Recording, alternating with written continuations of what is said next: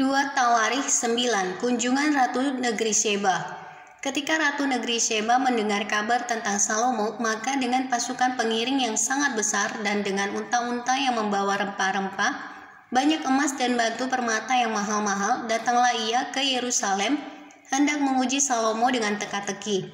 Setelah ia sampai kepada Salomo, dipercakapkannyalah segala yang ada dalam hatinya dengan dia. Dan Salomo menjawab segala pertanyaan ratu itu. Bagi Salomo, tidak ada yang tersembunyi yang tidak dapat dijawabnya untuk ratu itu. Ketika Ratu Negeri Sheba melihat hikmat Salomo dan rumah yang telah didirikannya, makanan di atas mejanya, cara duduk pegawai-pegawainya, cara pelayan-pelayannya melayani dan berpakaian, juru-juru minumannya dan pakaian mereka, dan korban bakaran yang biasa dipersembahkannya di rumah Tuhan, maka tercenganglah ratu itu, dan ia berkata kepada raja, "Benar juga kabar yang kudengar di negeriku tentang engkau dan tentang hikmatmu, tetapi aku tidak percaya perkataan-perkataan mereka sampai aku datang dan melihatnya dengan mataku sendiri. Sungguh setengah dari hikmatmu yang besar itu belum diberitahukan kepadaku.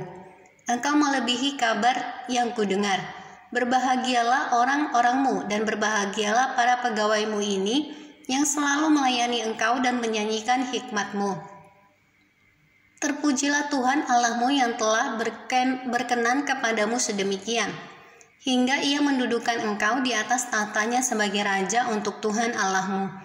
Karena Allahmu mengasihi orang Israel, maka ia menetapkan mereka untuk selama-lamanya, dan menjadikan engkau raja atas mereka untuk melakukan keadilan dan kebenaran.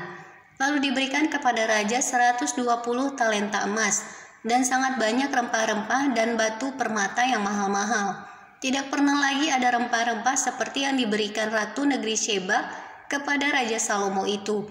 Lagi pula hamba-hamba Huram dan hamba-hamba Salomo yang membawa emas dari Ofir membawa juga kayu cendana dan batu permata yang mahal-mahal. Raja mengerjakan kayu cendana itu menjadi tangga-tangga untuk rumah Tuhan dan istana raja, dan juga menjadi kecapi dan gambus untuk para penyanyi. Hal seperti itu tidak pernah kelihatan sebelumnya di tanah Yehuda.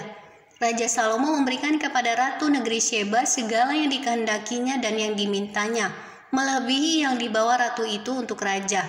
Lalu raja itu berangkat pulang ke negerinya bersama-sama dengan pegawai-pegawainya. Lalu ratu itu berangkat pulang ke negerinya bersama-sama dengan pegawai-pegawainya. Penghasilan Salomo dan kekayaannya.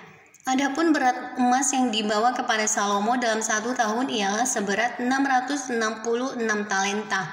Belum terhitung yang dibawa oleh saudagar-saudagar dan pedagang-pedagang, juga semua raja Arab dan bupati-bupati di negeri itu membawa emas dan perak kepada Salomo.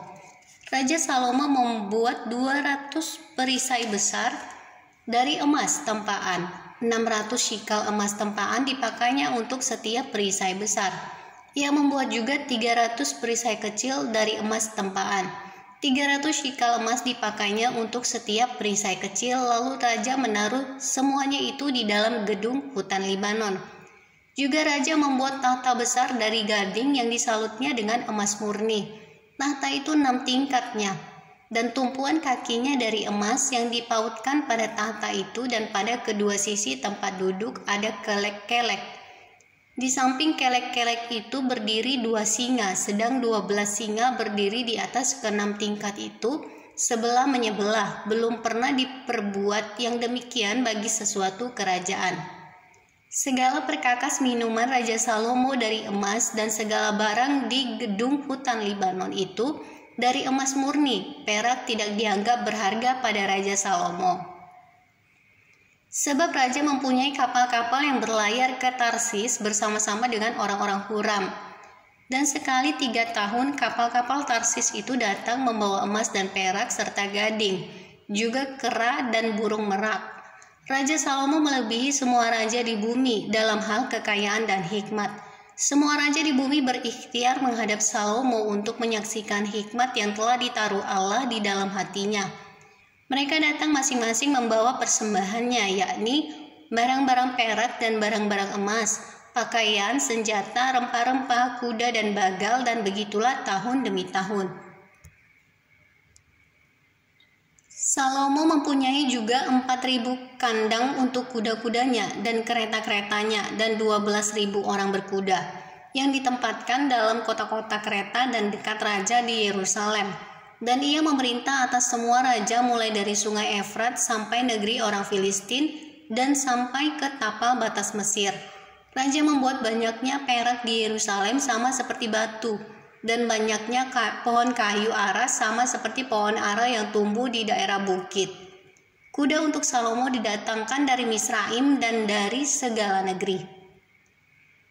Salomo mati. Selebihnya dari riwayat Salomo dari awal sampai akhir, bukankah semuanya itu tertulis dalam riwayat Nabi Nathan dan dalam nubuat Ahia, orang Silo itu, dan dalam penglihatan Ido, pelihat itu tentang Yerobeam bin Nebat.